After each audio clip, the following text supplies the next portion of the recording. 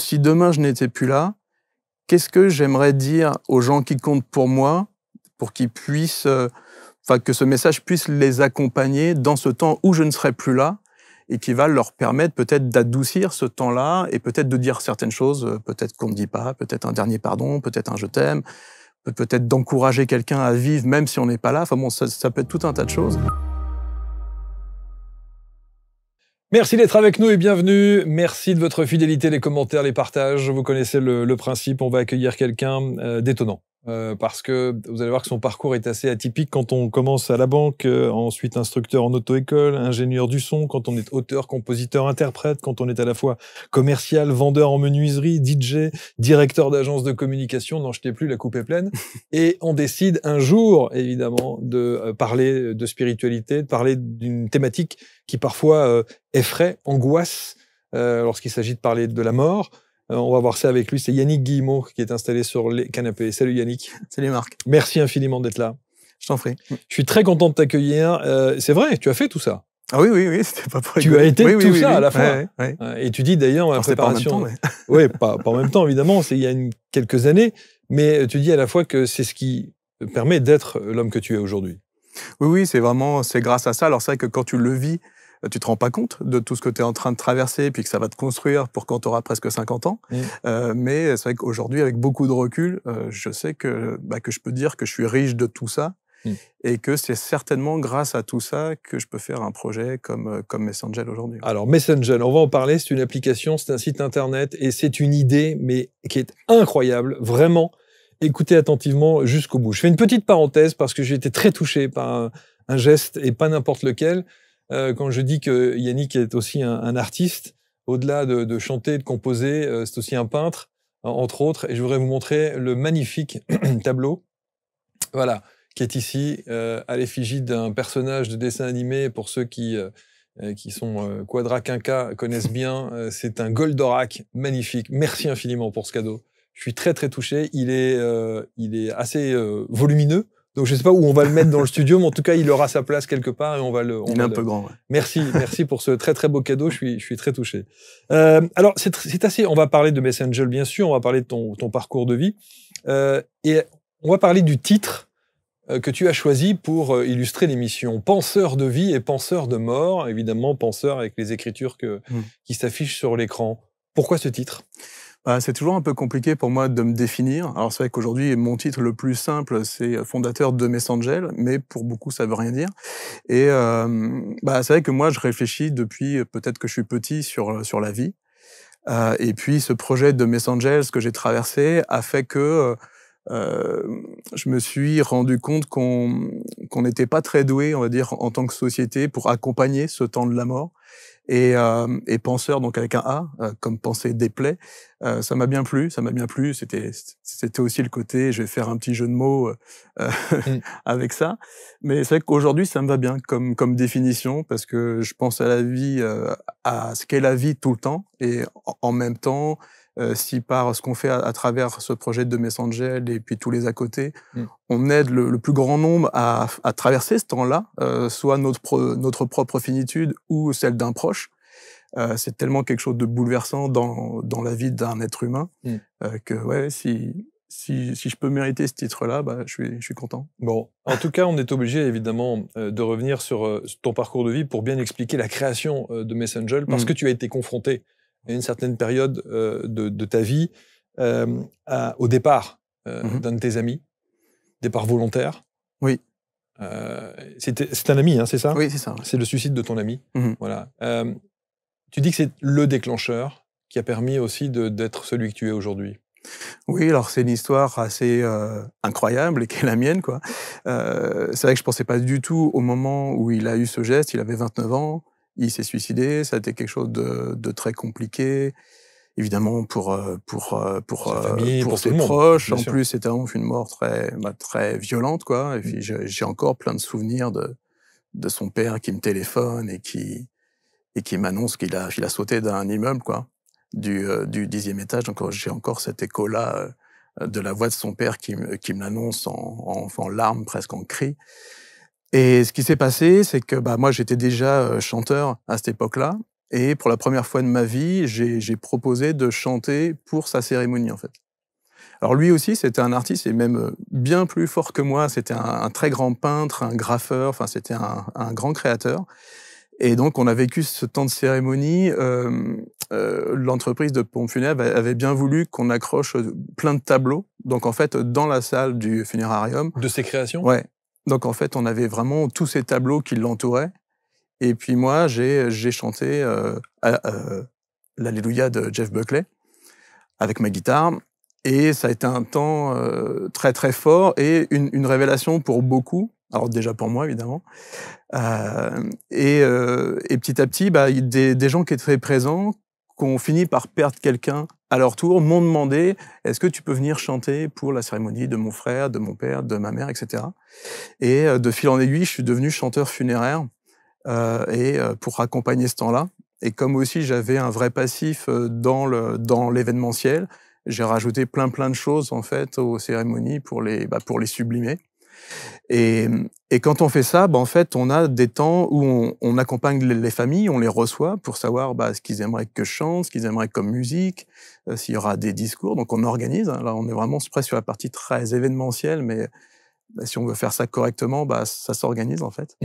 Et moi, en fait, j'ai été bouleversé de recevoir des familles dans les tout premiers jours de la perte d'un proche. Alors souvent, en plus, moi, on me téléphone pour des décès très soudains, en fait. Tu vois, un accident de voiture, un accident de moto, un cancer qui s'est développé en 2 mois et qui a emporté quelqu'un. Donc, c'est vrai que, en fait, on fait appel à moi parce que ça adoucit ce temps-là, ça le rend un peu plus... Un peu moins lourd. Un peu moins lourd, Ouais. Ça sublime quelque part un petit peu le moment, même si ça n'empêche pas d'être triste. Hein. Et du coup, moi, voilà, les prémices de Messangel, alors moi, c'était vraiment le tout début, mais en tout cas, j'étais très touché par ces familles qui vivaient ça. Et Quel rapport à la mort tu avais? C'était pas si clair. Moi, c'est arrivé, j'avais 40 ans. Les seules personnes que j'avais perdues, c'était mes grands-parents, quelques proches dans la famille. J'avais été touché par mon beau-frère qui avait, lui, perdu son père à 53 ans, donc c'était quand même jeune.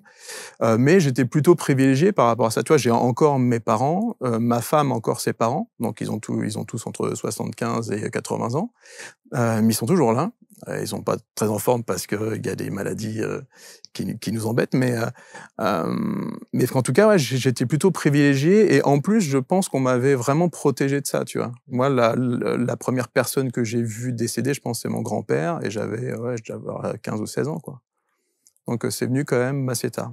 Donc il n'y avait pas d'angoisse particulière ou d'appréhension ou de peur quand on aborde ces sujets ou quand on est confronté à ces sujets? Alors ça m'intéressait, parce que moi depuis que j'ai 18 ans, je lis beaucoup, et j'avais beaucoup commencé par la philosophie, par le bouddhisme, etc. Donc c'est des questions souvent qu'on aborde sur l'existence. Alors le concept même de finitude, ça m'intéressait, mais j'étais pas confronté vraiment à des gens morts, en fait, quoi. Donc ce qui était dingue quand t'accompagnes des familles, c'est qu'en fait il y a beaucoup de gens qui me disaient ouais, j'ai gardé le dernier message de mon frère sur mon smartphone, et quelquefois même on me le faisait écouter, tu vois. Donc t'entends la voix de quelqu'un que tu connais pas, mais tu sais que cette personne est décédée, tu sais qu'elle est décédée il y a 2-3 jours.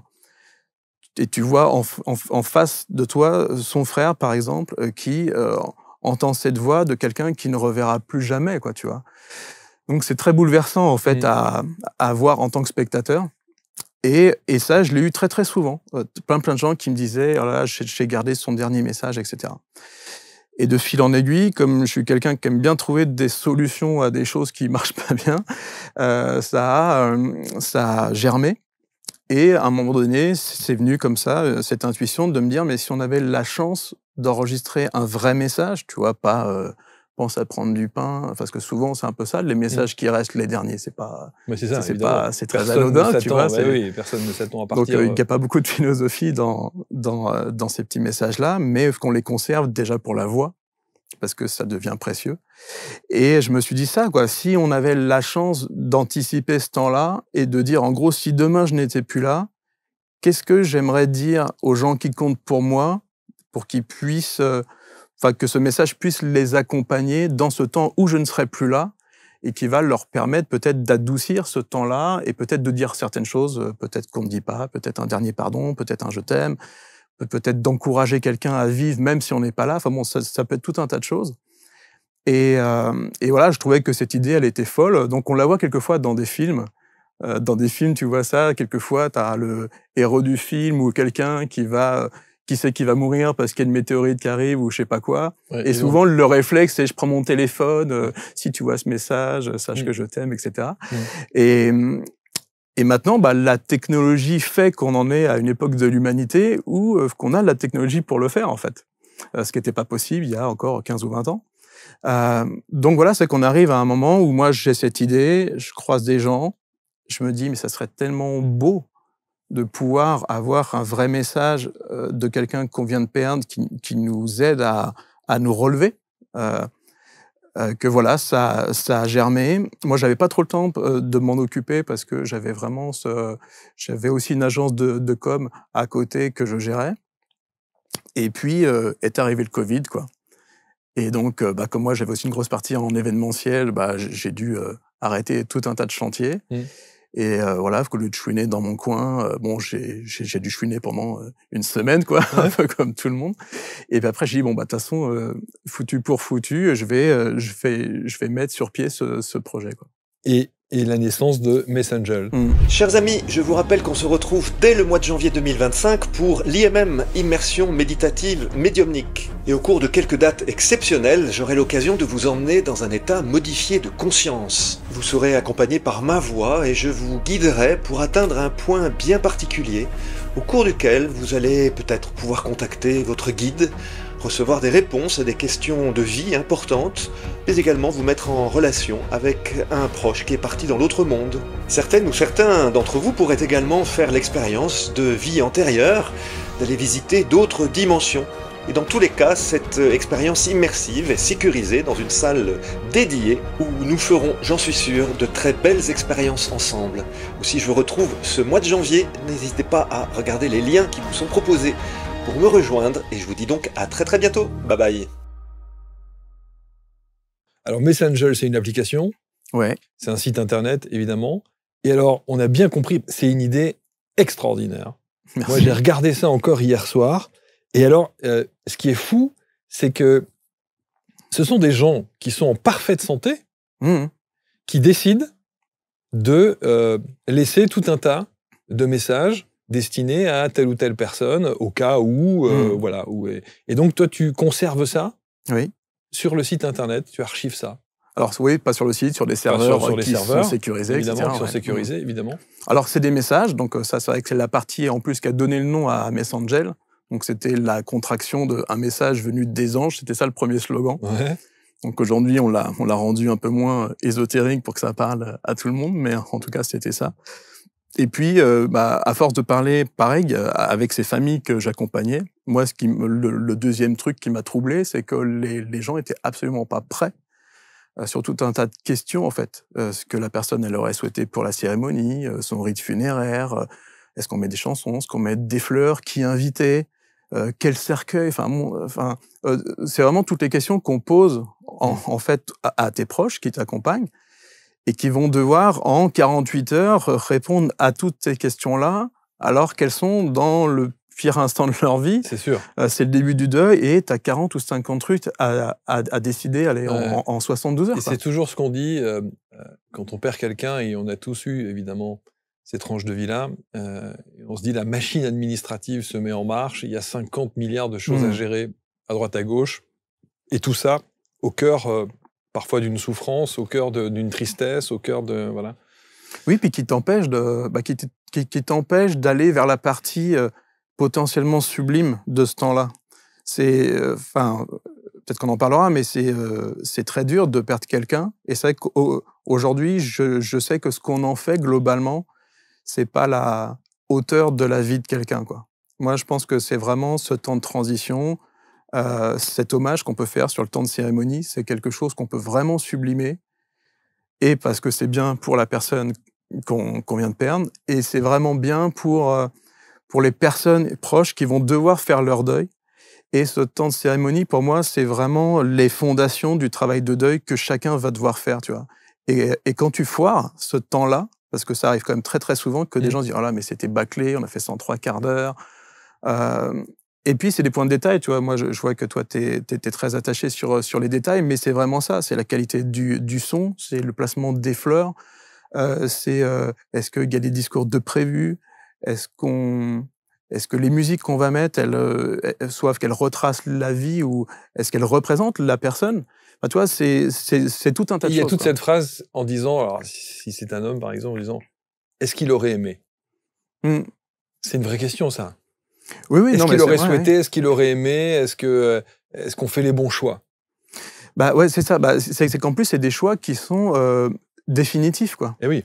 C'est que quand tu te foires sur ce truc-là, il y aura plus jamais de cérémonie de passage pour cette personne-là, quoi. Donc c'est vraiment quelque chose et moi je sais en revanche que quand tu le fais correctement, j'ai encore plein de familles que je côtoie, que je connaissais pas avant, qui me reparlent des cérémonies qu'on a pu faire. Et qui sont pas que juste le son il était bien, mais tu vois, tu peux être créatif sans forcément que ça coûte cher. Tu vois, moi j'ai un monsieur, je crois qu'il avait 72 ans, pour qui on a fait une très belle cérémonie, et en parlant avec sa famille, il me disait, bah, il nous emmenait en forêt tous les dimanches, quoi. Donc c'était quelqu'un qui parlait pas trop, mais c'était sa façon à dire à ses proches qu'il les aimait, en fait, tu vois, qu'il les emmenait, qu'il neige ou qu'il vente, etc. Ils y allaient. Et du coup, moi, j'ai eu cette intuition de dire, bah, pendant leur hommage, donc on a fait tout un texte pour rendre hommage, et ben, j'ai mis un son de bruit de pattes dans les feuilles, quoi, tu vois. Ah ouais. Et ça change tout, en fait. Quand tu racontes bah, tous les dimanches, il nous emmenait en forêt, puis qu'en toile de fond, t'entends, enfin, vraiment, c'est pas là. Bah, et c'est beau, ça transcende un peu le discours. Et ce qui est incroyable, c'est que ça permet aux gens de prendre le temps de dire leur hommage correctement, tu vois. Parce que quelquefois, comme t'as rien d'autre, eh ben t'as presque honte de pleurer, de renifler, parce que c'est vachement dur hein, de dire un hommage sur ce temps-là, quoi. Et ben là, soit de mettre un fond de musique, soit de mettre un bruitage.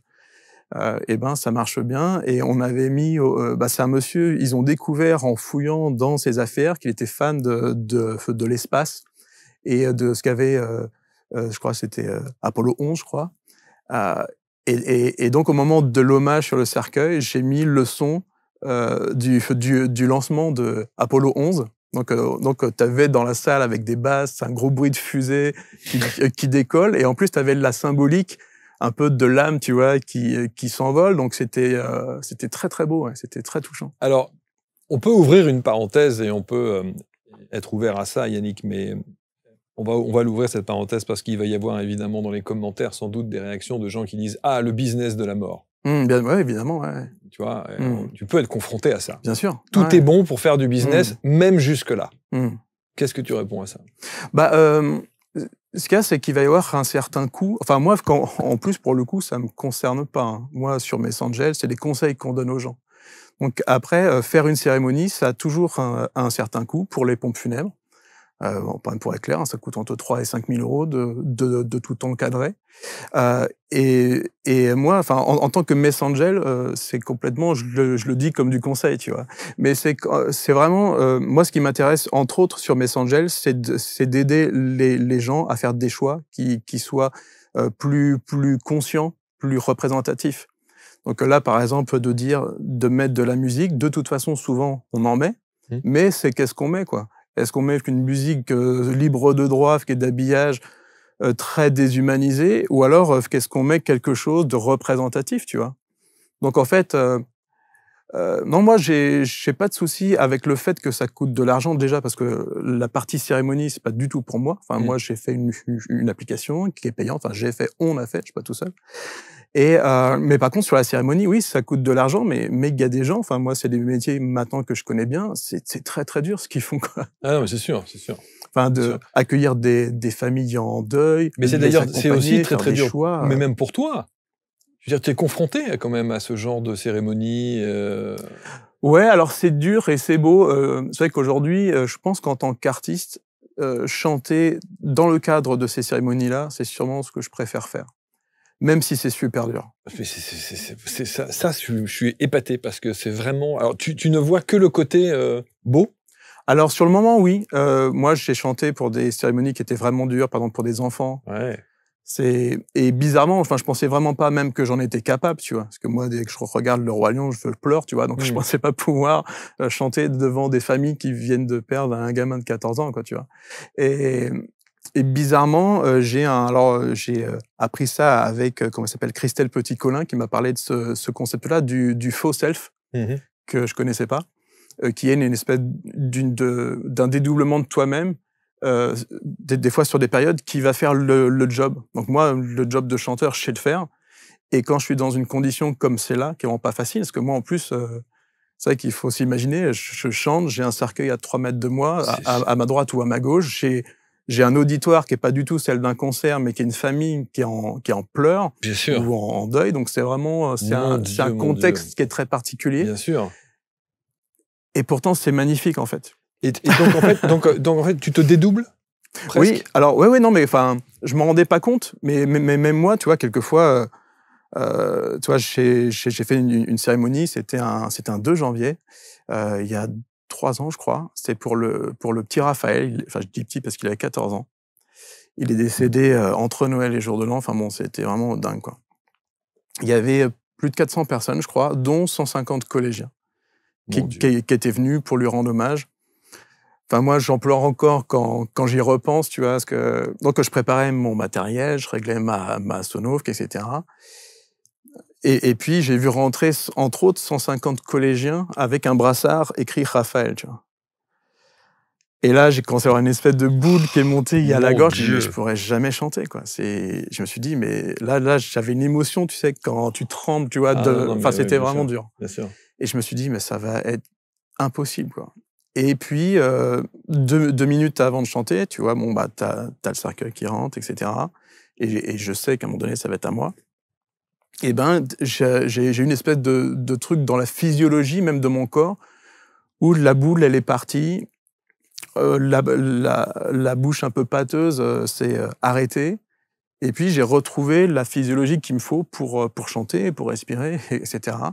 Et j'ai fait toute la cérémonie sans problème. C'était une très, très belle cérémonie. Et par contre, vraiment, la contrepartie de ça, c'est qu'une fois que je rentre chez moi, alors sur celle-là, je crois que j'ai dormi 14 ou 16 heures, en fait, après. Parce que là, par contre, je suis vidé. Là, j'ai le faux self qui s'en va. Et là, je me remémore tout, je remange, je pense, toute cette, non, c'est pas de la pression, mais toute cette émotion. C'est une vague d'émotions. Et ces 400 personnes qui m'envoient quelque chose, tu vois. Et par contre, après, ça me vide. Donc, ouais, mais c'est très étrange. Enfin, je sais pas comment l'expliquer mieux que ça. Et alors, moi, je suis admiratif de ça parce qu'on pourrait très bien se dire que c'est tellement humainement lourd à porter parfois, et en même temps très très beau, mais tu aimes faire ça. Même si tu te retrouves confronté à ce genre de situation. C'est bizarre, il y a un côté un peu sadomaso, quoi. Mais qu'en fait, c'est que je me sens très très utile. Et je crois que je me sens jamais plus utile que quand je fais ça, que quand je fais un projet comme Messangel, même si c'est super dur à mettre en œuvre. Mais c'est tellement beau, en fait. Et puis, ouais, ça fait du bien d'être utile, en fait. Je pense que c'est juste ça. Et puis, c'est... moi, j'ai fait du coaching pour moi, à un moment donné, pour me trouver, tu vois. Ouais. Et tu as un exercice, par exemple, où on te demande de repenser à un moment où tu as eu des larmes de gratitude. Et moi, je feuilletais un peu tout mon catalogue de vie, voir à quel moment j'avais eu ces larmes-là, ou en tout cas cette intention-là. Et c'est vraiment à la cérémonie de l'ami que j'ai perdu, où je me suis remémoré le moment où j'ai commencé à chanter et que tous les visages se sont levés vers moi, en fait. Et en fait, c'est la connexion avec les yeux de tout le monde. Et c'est très indescriptible, quoi. Mais où tu ressens que tout le monde te dit « Ouais, c'est bien ce que tu fais, ça me fait du bien, en fait, tu vois. » Un espèce de... Tu sais, qu'on te dit rien, mais en tout cas, tu ressens quelque chose. Oui, il n'y a pas besoin de mots. Où Hein, tu parfois. dis « Ouais, bon, c'est pour ça que je fais de la musique aussi en parallèle, c'est que pour moi, c'est un espèce de lien entre les gens. Quand tu chantes pour un public, c'est que t'as qu'une musique, mais d'un coup, t'as qu'une masse de gens qui est reliée par la musique. Et ben, chanter pour une cérémonie funéraire, c'est incroyable, mais c'est ça, quoi. C'est qu'en fait, le temps d'un instant, tout le monde se relie autour, voilà, de la tristesse à partager, mais quelque chose d'un peu de sublime. Et quand tu as ces montagnes russes émotionnelles, parce que tu le dis, hein, il y a évidemment l'avant, il y a le pendant avec tous ces regards, on peut très bien imaginer ces cérémonies, il y a l'après où tu es complètement vidé parce que la pression était aussi là et les émotions partagées dans cet égrégore collectif comme ça qui est quand même... et ça te conforte dans l'idée de te dire que c'est bien et tu veux continuer. Oui. Non, mais clairement, ouais. Bah, c'est vraiment qu'une émotion. Alors, c'est pas que ça rend addict, hein, parce qu'on n'est pas heureux de savoir qu'il y a quelqu'un qui est décédé. Mais moi, c'est vraiment peut-être ce terme-là de penseur de mort avec un A, de dire, je trouve que c'est un des moyens, que ce soit moi ou plein d'autres. Hein. Moi, j'invite tous les gens qui sont des musiciens ou des chanteurs ou des danseurs même à s'inviter sur ces cérémonies-là. Parce que ouais, je trouve que c'est peut-être, pour moi, c'est une des façons d'être utile à l'humanité comme je le serais peut-être jamais, quoi, tu vois. C'est ta manière à toi de... Ouais, de dire, on en reparlera, mais c'est vrai que perdre quelqu'un, c'est tellement dingue, en fait. C'est tellement fou de perdre quelqu'un. Et je pense qu'il faut pouvoir compter sur la société humaine pour rendre ça un peu plus acceptable, quoi. Pour y mettre du sens. Donc ça, c'est un peu tout le travail que je fais en parallèle sur Messangel, d'essayer de mettre du sens à ce temps de transition-là, qui nous touche tous. Je sais pas si tu as vu cette étude du Credoc, là, qui est sortie pour cette année. Il y a plus de 50% des gens qui se sentent en deuil. C'est pas rien, quoi, tu vois. Rien qu'en France, on est 70 millions. On va dire, ça fait au moins 30 millions de personnes qui sont... qui potentiellement ont quelque chose en eux qui est pas guéri, quoi, tu vois. C'est quand même pas rien. C'est beaucoup, ouais, c'est vrai. J'avais ces chiffres, qu'est-ce que tu les as donnés en préparant l'émission, et effectivement, c'est assez colossal. Ça dénote bien. Peut-être que c'est notre rapport aussi à la mort en France, et peut-être dans les pays occidentaux. En Occident, ouais. Ouais, qui est un peu compliqué. Oui, je pense que... Ouais, puis qu'on s'est organisé autour de l'idée que mourir, ça concernait que le verbe avoir. Alors qu'en fait, pour moi, mourir, c'est avant tout ne plus être. Et c'est vrai que même on le voit, quand tu fais un hommage pour quelqu'un qui est décédé, c'est très rare, enfin, ça n'arrive pas, de dire, je sais pas, Stéphane, tu nous as quittés, tu possédais un château, qu'une maison et 3 Ferrari. Enfin, c'est pas ça le projet. On dit tu étais ça, tu étais cette personne-là, tu étais généreux, tu étais. Et ce qui est très étrange, c'est qu'en fait, on a organisé toute notre société autour de la gestion liée soit à la possession ou à quelque chose de très matériel. Tu vois, pour ceux qui préparent quelque chose, souvent, moi, je suis assez, c'est pas que je suis surpris, mais quand les gens, ils ont mis de l'argent de côté pour gérer, par exemple, ce temps de transition qu'est la cérémonie, et ben pour eux, ça y est, qu'ils ont tout géré. Alors qu'en fait, ils ont géré qu'un volet de la transition que vont devoir opérer les proches. Mais c'est comme ça que la société s'est organisée. C'est vrai. On met de l'argent de côté en disant, c'est bon, j'ai tout prévu. Oui, tu as prévu une partie, une petite partie.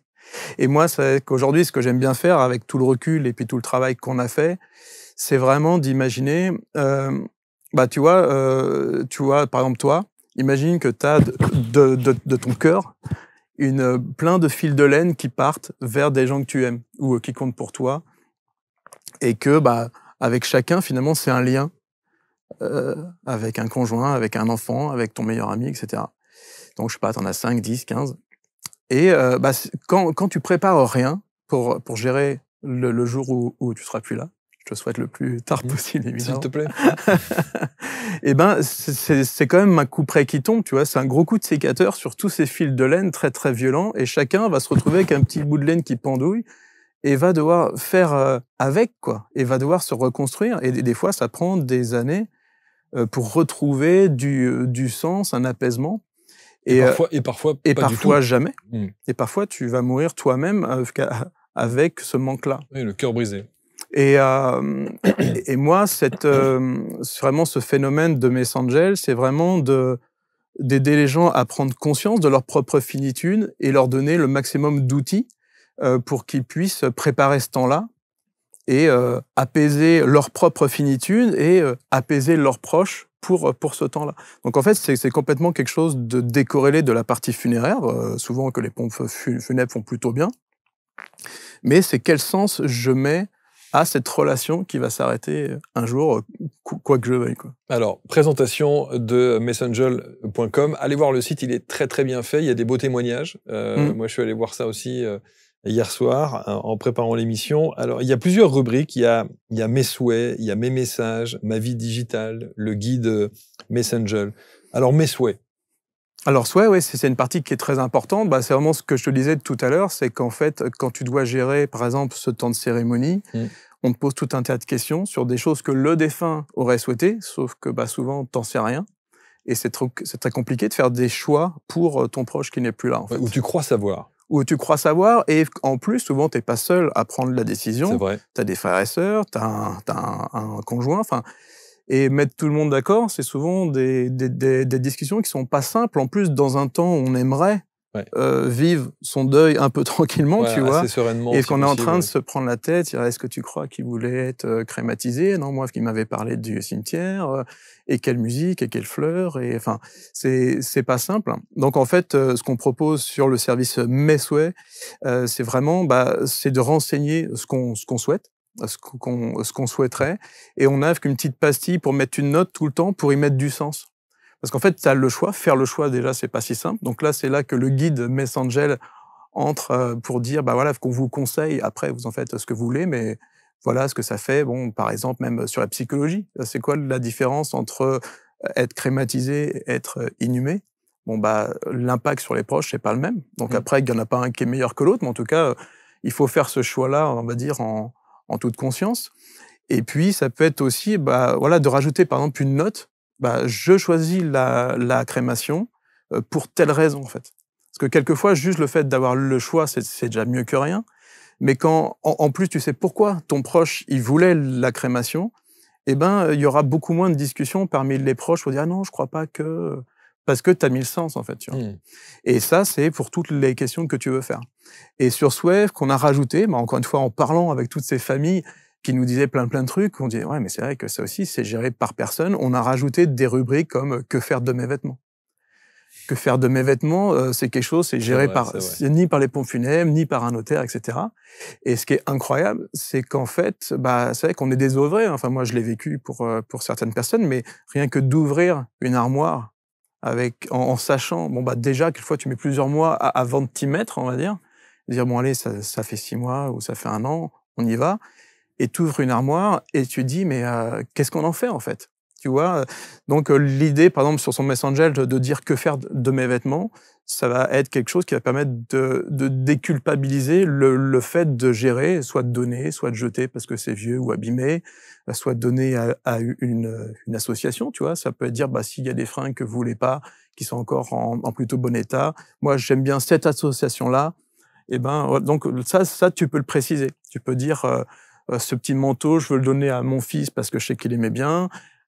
Si c'est très abîmé, vous mettez ça à la déchetterie et puis je vous autorise qu'il n'y a pas de problème, en fait, tu vois. Ouais, c'est ça. Ouais. Mais c'est vraiment, je pense sincèrement que ça aide à passer à l'acte. Oui, parce que je vois aussi, et notamment dans les conférences qu'on propose sur ces thématiques-là, les thématiques du deuil, on voit énormément de témoignages de gens qui disent j'ai pas pu me débarrasser de ça où je n'ai pas pu, je reste avec ça, où voilà, parce que je savais pas trop, j'hésite, est-ce que vous pouvez voilà, bon.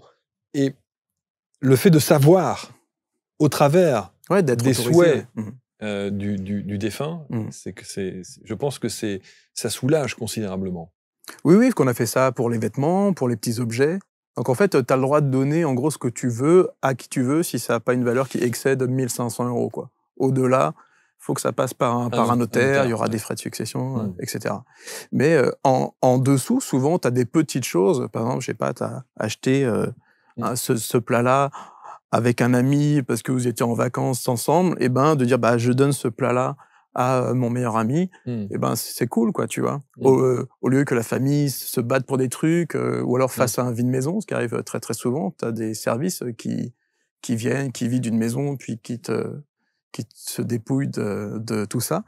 Et puis on a rajouté, des choses pratico-pratiques. Tu peux scanner un livret de famille, ta carte d'identité, enfin toutes les choses qu'on va demander à tes proches très très vite. Et souvent, ce qui est compliqué, tu vois, pour les familles, tu viens de perdre quelqu'un, faut que tu te rendes chez le défunt, faut que tu fouilles dans ses affaires pour retrouver un livret de famille. Quelquefois, il habite loin, quelquefois, c'est pas simple, tu vois. Donc là, voilà, dès le début, les personnes que tu auras choisies pour recueillir ton Messangel, ils vont pouvoir dire tiens, ça y est, j'ai les scans, je peux les envoyer au pompe funèbre et tout ça. Arrive évidemment la dimension de confidentialité. Bien sûr, oui, c'est super important. Qui est important. En fait, quand tu fais ton Messangel, c'est vraiment comme c'est un journal intime. Alors moi, j'ai un journal ultime parce que c'est un peu ça, mais qui est complètement sécurisé. Donc en fait, toutes les données que tu mets déjà sont que pour toi. T'as personne d'autre que toi qui peut le lire, même avec un principe de mot de passe. Avec des mots de passe, etc. Et puis toutes les données sont sécurisées sur des. Sauf que si le défunt n'a pas donné. Cryptées. Mais si le défunt n'a pas donné le mot de passe. Alors ça, c'est le principe des anges gardiens. Donc en fait, dès le début, tu fais ton Messangel, et dès le départ, tu vas choisir au moins une personne qui va être ton ange gardien. Okay. Donc c'est un conjoint, c'est un enfant, enfin c'est quelqu'un de confiance qui lui va recevoir une demande pour être ton ange gardien. Donc en fait, le mieux c'est de lui en parler avant, dire tiens, est-ce que tu veux être mon ange gardien ? Je suis en train de faire un Messangel. Donc c'est aussi un acte que je trouve très très beau, tu vois, de demander quelqu'un comme ange gardien. Donc on conseille de t'en prendre 2, 3 si possible, parce que ça aide à ce que qu'au moment d'un décès, peut-être que tu en as un qui est en vacances, qui n'a pas les accès, donc au moins. Mais ça marche à partir de 1. Et cette personne-là, elle va pouvoir aller sur Messangel en tant qu'ange gardien, et donc elle verra pas du tout ce que tu mets sur ton journal parce que c'est très intime. Par contre, au moment du décès de la personne, de l'abonné, donc elle va faire sa déclaration de décès sur son applicatif. Donc elle va faire la déclaration du décès de la personne. Nous, qu'on va lui demander de renvoyer le certificat de décès, qu'on va valider auprès des pompes funèbres en charge du défunt pour s'assurer que le décès est bien effectif, parce que pour pas qu'il y ait des gens qui profitent et dire tiens, je vais libérer quelques infos intéressantes. Donc en fait, on va libérer, on va s'assurer que le décès est bien effectif, et on va pouvoir qu'on va pouvoir libérer le Messangel pour les anges gardiens, qui eux vont pouvoir avoir accès à tous les souhaits. Alors, ça c'est pour les souhaits, mais il y a évidemment la deuxième partie que je trouve incroyable, les messages. Ouais. Oui, ça c'est incroyable. Alors les messages, donc tu peux faire des messages pour qui tu veux, donc en vidéo, en audio ou en texte. Alors je fais un petit aparté sur la vidéo, parce que moi je l'ai quand même fait pour ça au début. Après, c'est qu'on a rajouté de l'audio-texte pour ceux qui seraient pas très à l'aise avec cet exercice. C'est quand même pas si évident. Mais par contre, ce qui est incroyable sur la vidéo, et ça, c'est des utilisateurs qui m'en ont parlé et qui m'ont dit ce que je trouve dingue, c'est que moi, je fais ce message-là et je sais que celui qui va le regarder, il va avoir le eye contact, tu vois. Donc, en fait, c'est vrai qu'on regarde les gens dans les yeux quand on fait un message. Et ça, c'est très unique, en fait. La façon dont tu regardes quelqu'un pour lui dire quelque chose, tu vois, tu parles pas de la même façon à un ami qu'à un enfant, à ta femme ou autre, tu vois. Et ça, c'est dingue. Moi, je l'avais même pas imaginé. C'est les utilisateurs qui m'ont dit, mais ce qui est fou, c'est que mon proche, si un jour je suis plus là, il aurait ce message-là, et en plus, il aura encore la trace de la façon dont je le regardais, en fait. Et ça, c'est extrêmement précieux. Je m'en rendais même pas compte. Est-ce que dans les messages, il y a que des choses gentilles? Alors ça, nous, on n'en sait rien, parce que les gens, qu'ils enregistrent ce qu'ils veulent. Alors, c'est un peu les prémices qu'on met sur Messenger, c'est à quoi ça sert et à quoi ça ne devrait pas servir, quoi. Après, pour l'instant, voilà, qu'on n'a pas du tout... Il peut pas y avoir de règlement de compte. Il pourrait, mais c'est vrai que je trouverais ça très triste et le très lieu, étrange. Ouais, bien sûr. Mais ça reste un outil. Ça reste un outil. En tout cas, il n'y a pas de censure. Non, parce qu'on ne sait pas. Alors nous, qu'on est en train de réfléchir à mettre une IA, parce qu'on ne peut pas mettre des gens qui regarderaient tous les messages de tout le monde, déjà pour la confidentialité, mais mettre une IA qui serait capable de déceler des choses qui seraient graves et puis mettre une...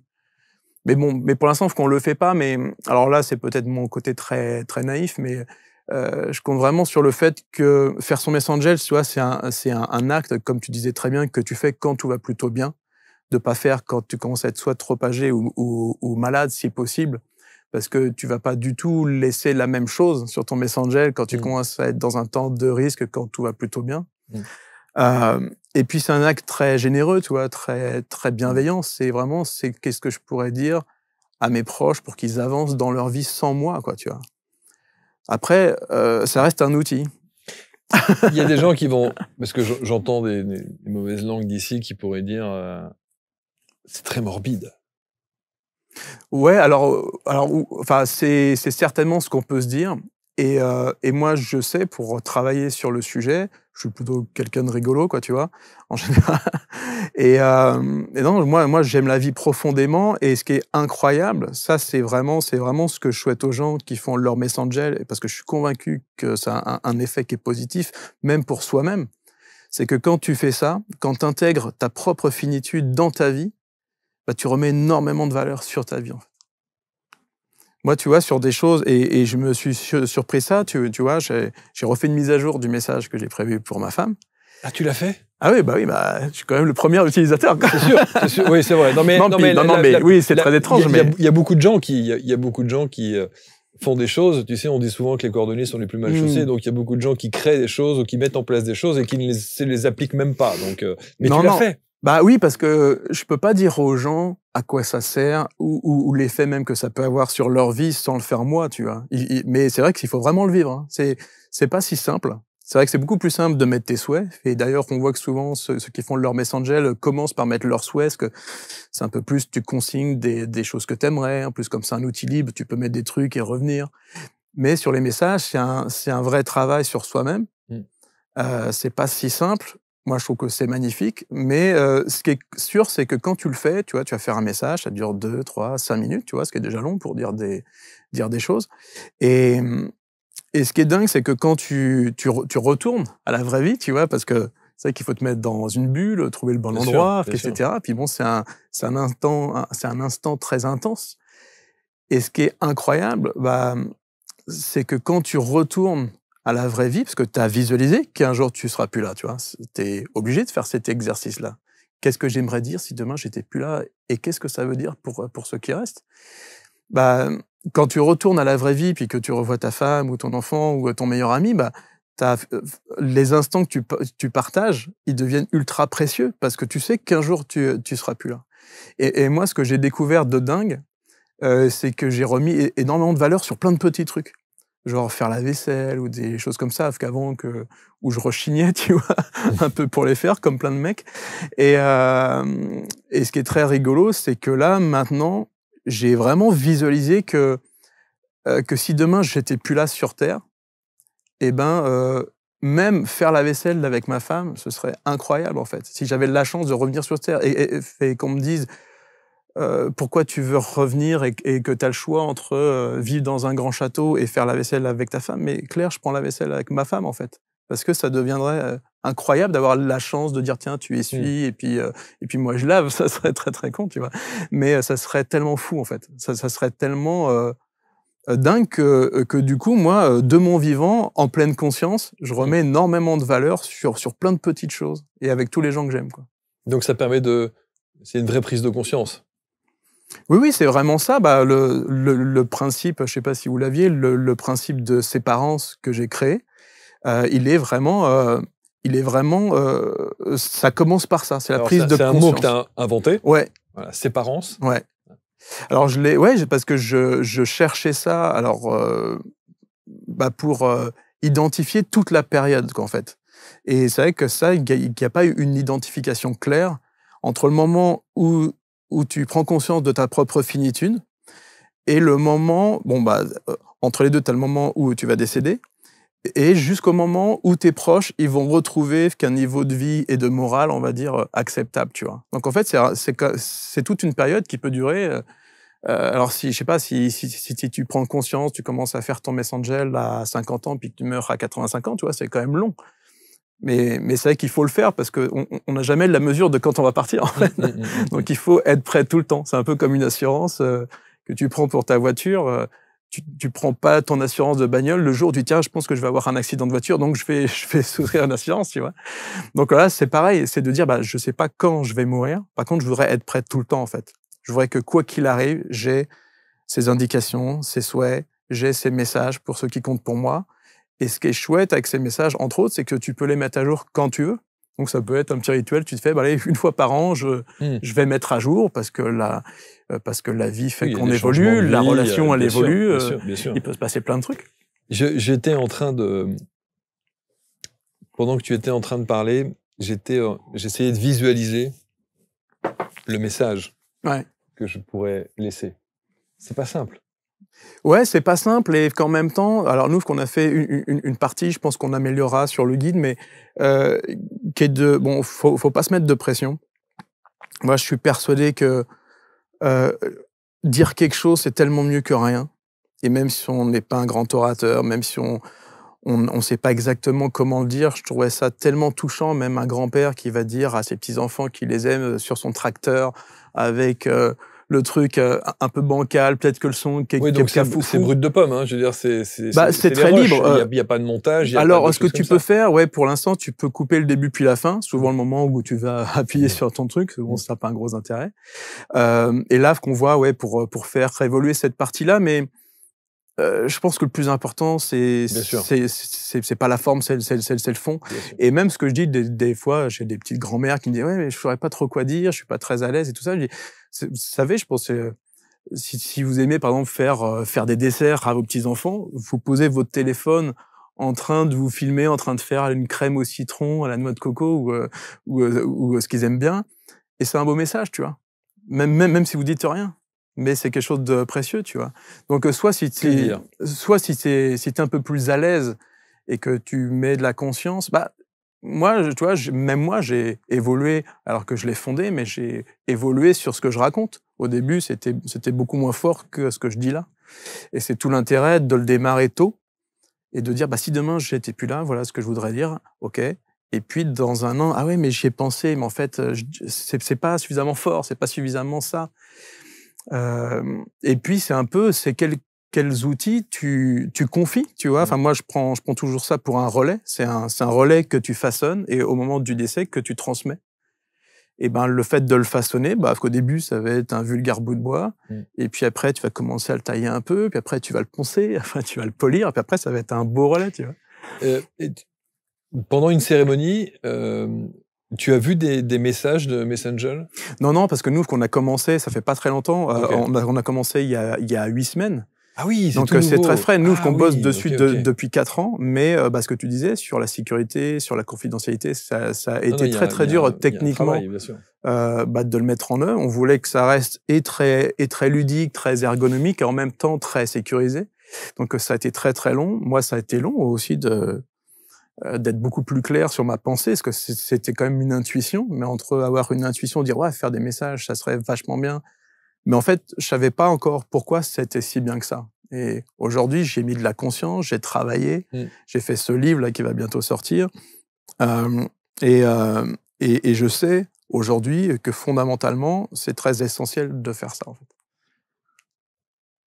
C'est puissant. Je trouve que, franchement, je visualise. Hein. Je me dis, allez, vas-y, t'es face caméra, on y va. Bon. Tu vois, ça peut être pour un enfant, par exemple, qui est forcément plus jeune que toi, mais ça peut être quelque chose qui l'inspire à continuer, à pas s'empêcher de vivre, à vivre les rêves qu'il a. Enfin, bon, ça peut être plein de trucs, mais je suis d'accord. ça peut être plein de choses. Ça peut être peut-être un pardon, ça peut être un truc que tu n'as jamais su dire, que tu n'as jamais su pardonner. T'as beaucoup de gens qui ont du mal. Moi, je suis dans une famille, enfin, plus la mienne maintenant, mais avec mes parents, on se disait pas je t'aime, tu vois. C'était pas, alors, je sais pas si c'est lié à l'époque ou à la culture, mais c'était pas facile. Et pourtant, je pense que ma mère ou mon père pourraient me laisser un je t'aime sur un message, parce qu'ils trouveraient la force, on va dire, de sortir un peu de cette pudeur pour ce dernier message. Ils ont envie de le faire? Oui, parce qu'on en parle. Alors, ma mère plus. Mon père, il est lui, ce qui est compliqué, parce qu'en plus là, il est vraiment dans un temps de maladie, et c'est pour ça que je sais que c'est compliqué de parler de ces choses-là quand on est dans le temps du mal, on va dire, parce que c'est le plus mauvais temps pour. Parce qu'on on a du mal, et même moi qui parle de ça tous les jours, c'est un temps où tu souhaites trouver des solutions ou un apaisement, tu vois. Là, on va faire une nouvelle chimio, on va faire ce genre de truc, et tu cherches des solutions pour avoir encore une couche avec de l'espoir, quoi, tu vois. C'est pas le temps de dire tiens, tu préfères être crématisé ou inhumé. Enfin, c'est plus du tout qu'un temps où tu veux parler de ça, quoi, tu vois. Et c'est tout ce que je souhaite aux gens, cette prise de conscience le plus tôt possible quand tout va plutôt bien. Et c'est vraiment cette prise de conscience, hein, de dire un jour je serai plus là. Mais qu'est-ce que ça veut dire pour moi, pour ma propre finitude? Comment je vais aller petit à petit vers la fin de ma vie? Quel type de personne je vais être, tu vois? Parce que ça aussi, c'est un sujet qui m'intéresse. C'est pas le temps de la mort, c'est un instant, tu vois? Et moi, je vois toujours ça comme quand tu jettes une pierre dans l'eau calme. T'as pas juste le trou de la pierre, t'as des ondes de choc, tu vois. Et le fait de mourir, c'est pas neutre, ça provoque plein de choses. Et même en amont. Et en amont, c'est vrai qu'on sait pas. Alors c'est toujours un peu bizarre de dire ça, mais on sait pas mourir en fait. Donc et moi, je suis persuadé qu'il y a tout un travail que chacun peut faire pour être un petit peu plus prêt, tu vois, et presque aussi pour être un peu plus accompagnable par ses proches. Parce que c'est vachement dur d'accompagner quelqu'un. Dans l'application Messenger, il y a aussi la vie digitale. Ça, c'est important. Parce que qu'est-ce qu'on fait? Tout le monde s'affiche, enfin, beaucoup de gens s'affichent sur les réseaux sociaux. Oui, c'est quelque chose de très particulier. C'est que ce qui est fou, depuis les années 2000, on a une espèce de vie numérique qui nous survit quand on ne sera plus là. Donc alors, ils sont mis, je crois qu'il y a sur les réseaux maintenant, on peut mettre, un petit peu, ouais, sur Facebook, etc. Je crois, notamment, hein, tu peux. Alors, c'est pas encore super bien foutu, je trouve. Enfin, c'est quand même assez compliqué. Mais en tout cas, voilà, parce qu'ils ont vu que on est dans un temps où il commence à y avoir beaucoup de gens qui sont décédés, qui sont encore sur les réseaux. Donc, c'est quand même, c'est très dommageable et c'est très étrange pour ceux qui restent. Nous, c'est vrai qu'on est peut-être allé un petit peu plus loin en permettant de dire, par exemple, quel message, quelle photo tu voudrais mettre sur tes réseaux, et au bout de combien de temps tu peux clore tes réseaux. Donc ça, tu peux le dire à tes anges gardiens, on leur donne tous les accès, parce qu'on a trouvé qu'il y a un système qui permet de récupérer tous les accès, que ça soit ton LinkedIn, ton Facebook, enfin tout ce qui est réseaux sociaux, ce qui va permettre aussi de, quelque part, de partir proprement, quoi, tu vois. Parce qu'en fait, t'as beaucoup de gens qui nous suivent sur les réseaux, mais qu'on connaît même pas. Souvent on dit j'ai des amis sur Facebook, mais souvent c'est des gens que t'as jamais vus. Mais c'est très étrange de pas savoir finalement que quelqu'un est décédé, tu vois. Donc en fait là tu vas pouvoir dire voilà, je sais pas, si vous voyez ce message-là, c'est que je suis plus là. Je vous remercie pour tel et tel truc. Je vous souhaite tout un tas de choses. Et puis avec telle photo par exemple. Et ça permet que les gens, que la nouvelle fasse le tour et qu'ils soient pas surpris le jour où on ferme tout, quoi, tu vois. Donc il y a cette conscience-là, et puis même celle des boîtes mail, des clouds, enfin tout ce qu'on stocke en fait, qui n'a pas de sens, d'avoir encore des boîtes mail sans accès puis qui servent à rien. Donc là tu vas pouvoir dire, soit par exemple si une boîte mail qui est professionnelle, dire je vais la transférer intégralement à mon collaborateur. Ou alors, si c'est perso et puis que ça sert à personne, je veux qu'on l'écrase et puis qu'on la ferme, tu vois. Parce que on s'est amusé à faire le calcul. Par exemple, sur l'Europe, dans 20 ans, ça va représenter entre 1 et 3% des émissions de gaz à effet de serre, toutes les données qu'on stocke pour des défunts, en fait. sur des serveurs. Et plus le temps passe, et plus c'est vrai, tu vois. Plus tu as des gens qui décèdent, et puis tu as des serveurs qui tournent pour stocker des mails avec des vidéos, avec des conneries et tout ça, pour rien, en fait. Qui servent à rien, et oui. Et ce qui est une aberration, quoi. Incroyable. C'est vraiment fou, en fait. Donc, ouais, ça offre aussi une démarche un peu responsable, tu vois, de le faire, parce que bon, bah, c'est bien pour tes proches de clarifier ce truc-là, de plus voir des photos de ton proche ou Facebook qui te souhaite un bon anniversaire alors que t'es plus là. Et puis, ouais, je pense qu'écologiquement, enfin moi en tout cas, c'est un sujet qui pas qui me passionne, mais je pense qu'il faut qu'on soit très. Ouais. Enfin, c'est important. Je le fais pour mes enfants, pour mes petits enfants, enfin pour tous les gamins qui vont suivre. Et oui, je pense que si on peut, ça n'a pas de sens en tout cas de garder ces données pour rien, quoi. Et si nous pouvions enregistrer de véritables messages pour aider nos proches en cas de décès, Messenger, voilà, ça c'est une application que je trouve très intéressante, pour laquelle il faut prendre le temps de la réflexion aussi, se poser, savoir qu'est-ce que l'on dit, quels sont les souhaits, les messages, tout ce qu'on a envie de transmettre après. Y penser effectivement quand on est plutôt en bonne santé. Oui. Voilà, c'est les témoignages que j'ai vus sur le site. Des personnes qui disent voilà, ça m'a permis de dire ceci, ça m'a permis de dire cela. Mais c'est une belle initiative. Merci. Fallait oser. Fallait oser le faire. Et je pense en tout cas que les gens qui nous regardent là auront compris que c'est fait aussi d'une manière sincère et profonde. Et pas, évidemment, qu'une application, ça coûte cher et que à développer, à mettre en place, à structurer avec les équipes. Nous, c'est ce qu'on va faire aussi sur nos réseaux. Donc, il y a un coût. Bien sûr.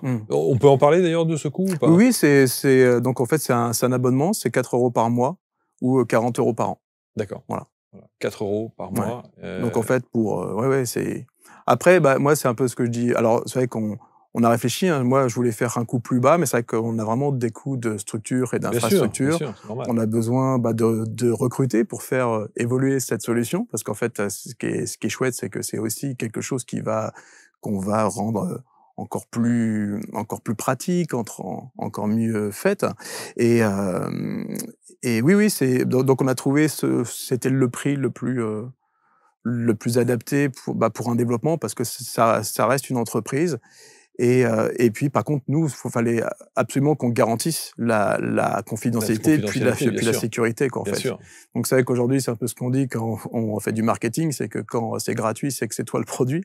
Mais c'est vraiment ça. Et là, moi, c'était impossible qu'on stocke des données avec soit la revente des informations à des tiers, parce que tous les services aujourd'hui qui sont gratuits, ils sont sur ce mode-là. Donc là, vu que les gens nous confient des données extrêmement sensibles et personnelles, c'était impossible qu'on soit sur ce modèle-là, quoi. Donc en fait, c'est pour ça qu'il faut payer cette petite somme tous les mois pour que ça fonctionne. En tout cas, merci Yannick, merci de cette sincérité, de cette authenticité, merci pour ce que tu fais, merci pour l'artiste que tu es aussi, merci pour ce tableau magnifique qui va s'installer, ce Goldorak sublime qui va s'installer dans le studio ou quelque part, en tout cas dans nos bureaux. Mais je suis très touché de cette attention, bravo. Et alors, ton nom d'artiste, peintre? Ouais, c'est Dhyana. Alors Dhyana.